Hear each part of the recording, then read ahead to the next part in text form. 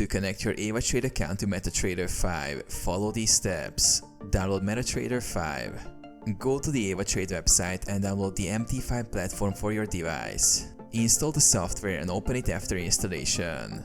Log into your AvaTrade MT5 account. After launching MT5, go to File in the top menu and select Login to Trade Account. Enter your AvaTrade MT5 account credentials, the account number, password, and select the correct server. Click OK to log in. Your account should now be connected. Configuring the account settings. Once logged in, check the connection status in the bottom right corner to ensure it's active.